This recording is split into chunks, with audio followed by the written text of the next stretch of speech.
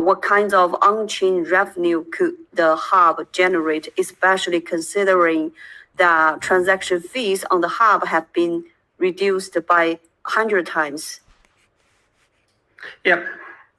So for demand, what gives a token demand? There is this common category that you look at, which is transaction demand. So how many transactions are happening, and this creates demand. But this is not the biggest category. This is sort of the smaller category. The big category, the main driver is as collateral. So you put it up in somewhere where it is being used.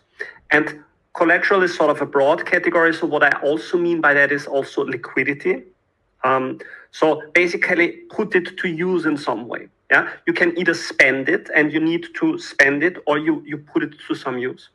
And we can see a few success stories of that. We can see Ethereum. So the ETH token is used as liquidity a lot. It is used as unit of account in a lot of NFTs, where in the past, like towards the end of the cycle, people have been speculating in how much can they grow their ETH in terms of NFT trading. You can put it up for oracles. You can put it up for courts.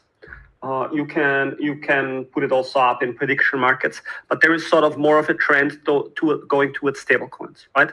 But you see that liquidity, so it's sort of this token at the center, and then all other tokens are bound against that.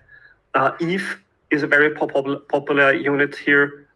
Also Solana, also BNB, right? They did this very right, where for DeFi applications, they were sort of the center of that economy, and everything is traded against that.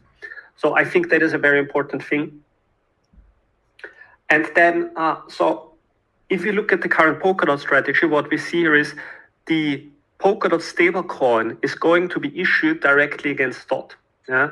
So part of the theory here is also, imagine you have a working economy where people are actually interacting with pUSD, then the direct implication is that there is a usage of DOT. Yeah. DOT is put up as collateral, and you mean stablecoins by that. And if you look at the existing stablecoins, there is a lot of fees to be accrued, and the more you can set up the exact mechanics and define how the mechanism works for the borrowing, for the issuance, for the returning, for the trading, and so on, the better this economy works, right? And so this directly plays into the strategy of Parity, where they're saying we're building applications that are going to use stables because people want to use stables.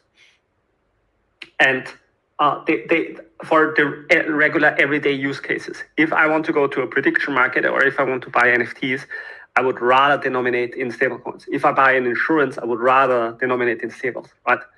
And so I think the overall theory for cryptocurrency is just how much demand is it being creating, and how much is it facilitating a certain economy.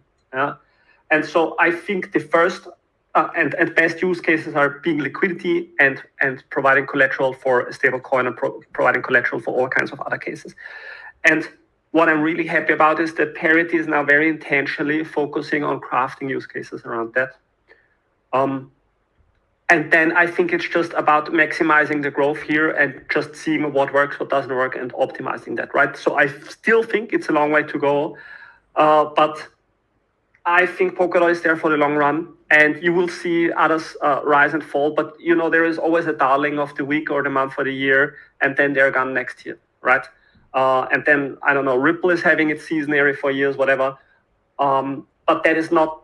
I think it's about building sustainable economies, right? So I want to be a citizen of a future where I can participate in money, and I can participate in social networks with people, and we're building our own economy, and it's reliable and sustainable, and it's a long-term thing. Not sure how happy this does make investors, right? But I always held a very long-term perspective on all of those things. And so I have my eyes on the features around proof of personhood and the stablecoin, because once I'm going to like extend my smart contracts a bit, I want to integrate those features and see how you can play around with that, right? If I want to sell trading cards in a trading card game, you can pay me in dollars, like stables or whatever. That's one thing. And then maybe a little bit further down the road, dollar is not the only stable coin that is attractive in the world. I think there is euros and won and yen and all kinds of and like Turkish lira and all kinds of liras in the world and all kinds of dollars in the world, that would be attractive. So I think also bringing them on chain in an economy and creating forex markets which are high volume, where there's a lot of like trading volume and money to be made, I think this is also going to be interesting. So I would be also hoping that DOT is not just used for dollars, but also for all kinds of other currencies.